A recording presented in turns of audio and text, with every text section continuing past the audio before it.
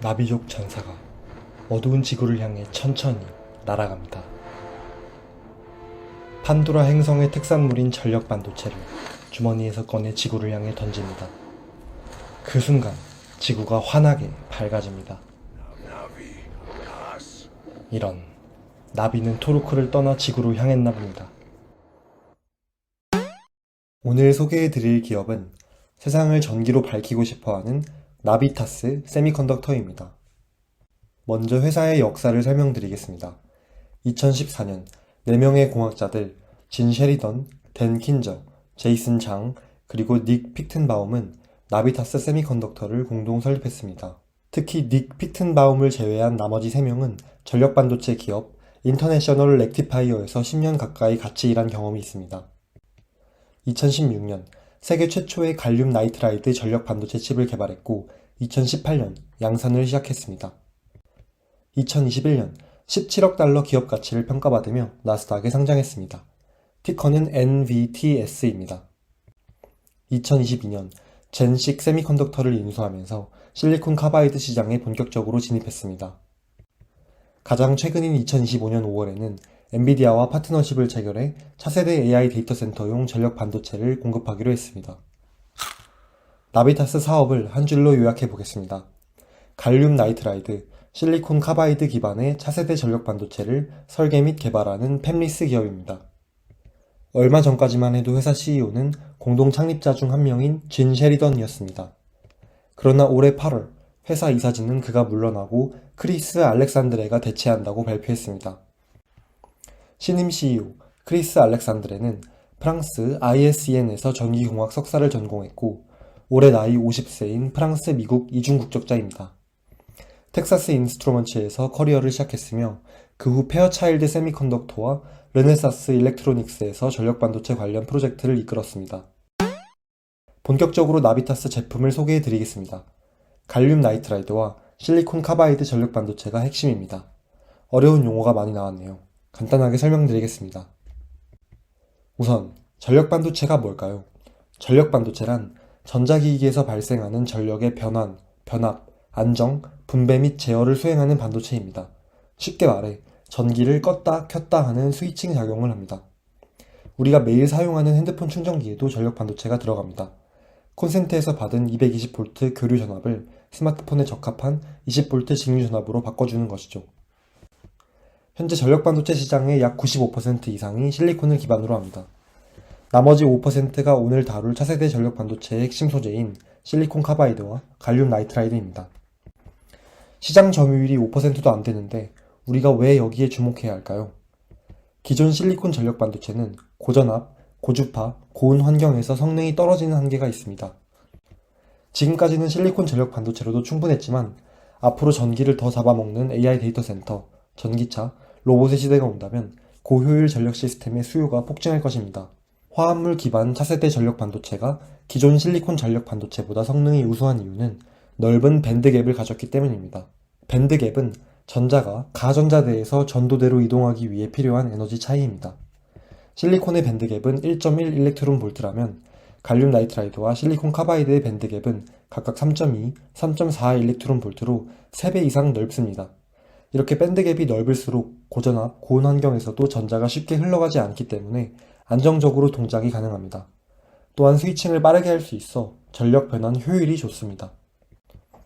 같은 차세대 전력 반도체라도 성능에 따라 갈륨 나이트라이드와 실리콘 카바이드의 쓰임새가 구분됩니다.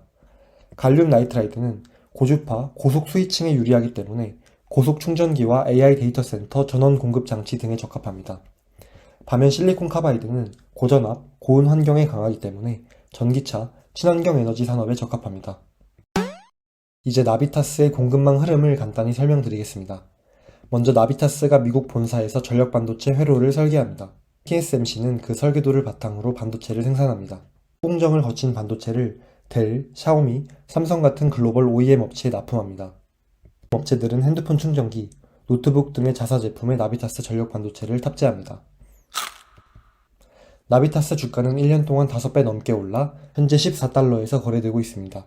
시가총액은 30억 달러로 아직 작은 기업입니다. 10명의 애널리스트 중 7명이 중립 의견을 냈고 평균 목표 주가는 8달러입니다. 가장 최근인 10월 20일에 한 기관이 투자 의견을 매수해서 중립으로 하향했습니다. 나비타스의 최근 4년간 실적 추이를 보겠습니다. 매출은 2023년 말까지 꾸준히 상승했지만 그 후로 다시 내리막을 걷고 있습니다. 영업이익은 꾸준히 적자를 기록하고 있습니다. 발행 주식수는 꾸준히 오르고 있습니다. 2025년 8월 1일 기준 2억 1,300만 주가 발행되었습니다. 나비타스 주주 명단을 보겠습니다. 현재 유통 주식의 51%를 기관이 보유하고 있습니다. 2025년 3월 주주 명단을 보면 13.1% 지분을 보유한 람비르 싱이 최대 주주입니다. 그는 나비타스가 인수한 젠식의 창업자입니다. 그 외에 나비타스에 초기 투자한 아틀란틱 브릿지 벤처캐피탈의 창업자 브라이언 롱이 5.2% 지분을 보유하고 있고, 공동 창업자인 진 셰리던과 댄 킨저가 각각 2.6%, 2.3% 지분을 보유하고 있습니다. 최근 내부자 거래 내역을 보겠습니다.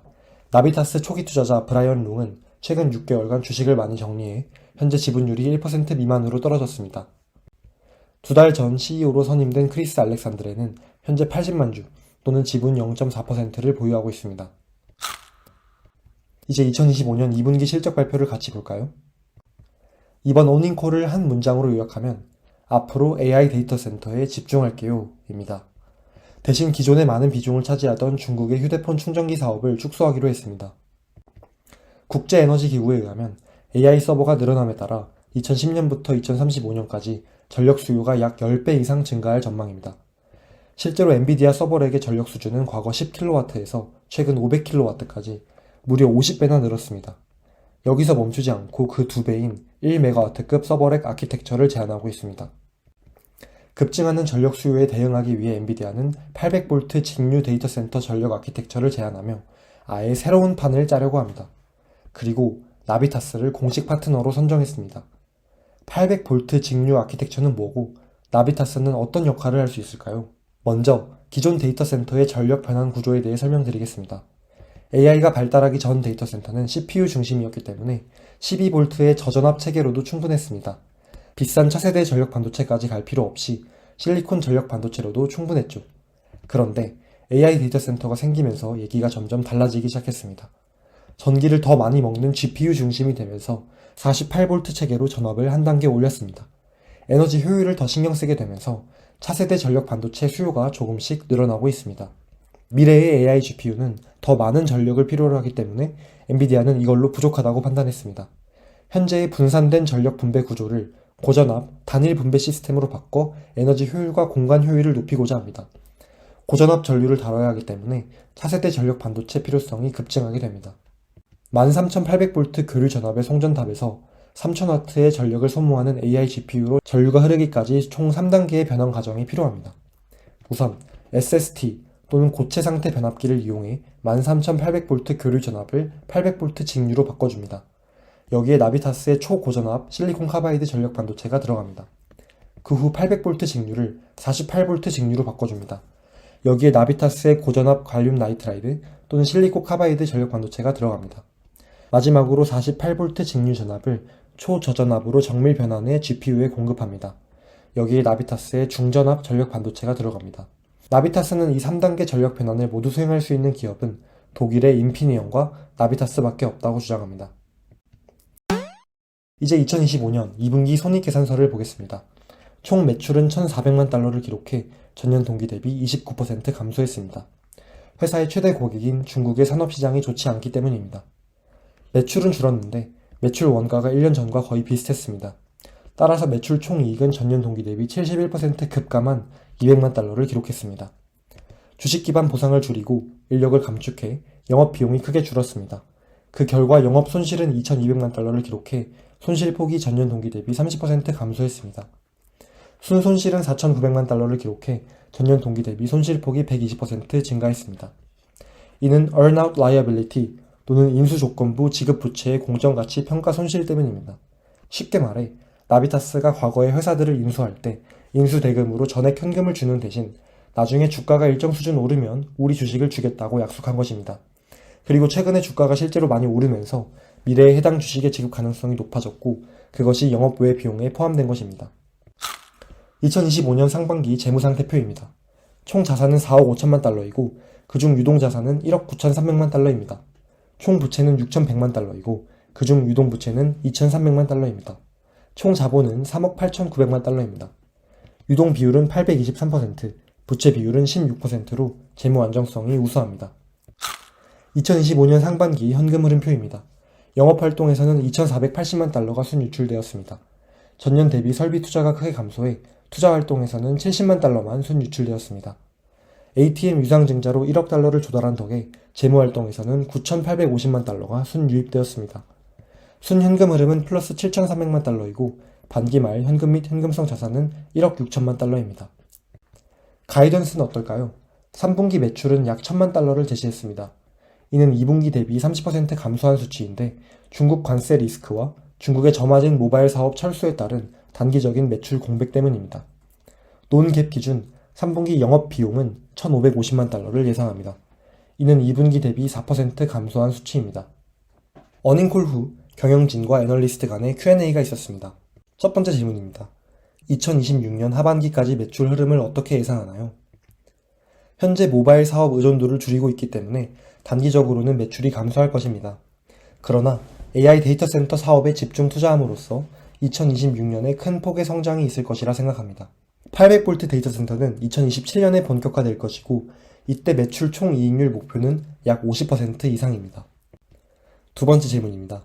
2027년까지 시간이 많이 남아있는데 그 전에도 데이터 센터 관련 매출이 발생하나요? 네, 70건 이상의 프로젝트가 진행 중이고 그중 40건은 이미 양산 단계에 진입했습니다. 2027년 800V 시장이 개화되기 전 2026년에 48V 데이터 센터 시장이 주요 매출원 역할을 할 것입니다. 세 번째 질문입니다. 엔비디아의 800V 생태계에는 많은 경쟁자가 있는데 나비타스의 경쟁 우위는 무엇인가요? 우리는 전력망에서 GPU까지 모든 전압 구간을 커버합니다. 이게 가능한 기업은 극소수이고 성능과 신뢰성 모두 업계 최고 수준입니다. 나비타스의 투자 포인트는 어떤 게 있을까요? 첫 번째 투자 포인트는 엔비디아가 이끄는 AI 혁명에 공식적으로 참가할 수 있는 파트너 자격이 주어졌다는 것입니다. 2주 전 나비타스는 100V급 갈륨 나이트라이드 전력 반도체 신제품을 공개했습니다. 이 제품은 엔비디아의 800V 데이터 센터 아키텍처에서 세 번째 전력 변환 과정을 담당합니다. 이로써 나비타스는 초고전압부터 중전압, 저전압까지 아우르는 풀스택 포트폴리오를 갖추게 되었습니다. AI 혁명에서 한 자리를 차지할 수 있는 성장 잠재성이 큰 기업이라고 생각합니다.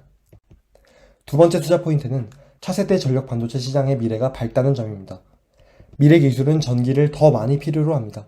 AI 데이터 센터, 전기차, 친환경 에너지 등 고출력 고전압의 시대가 올수록 기존 실리콘 전력 반도체의 한계는 명확해질 것입니다.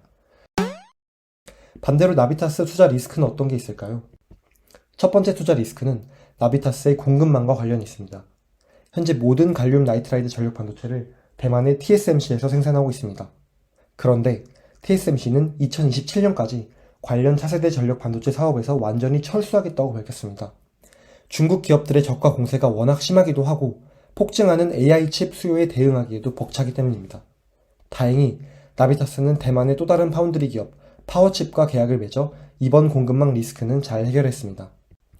공급망 리스크는 그러나 여기서 끝이 아닙니다.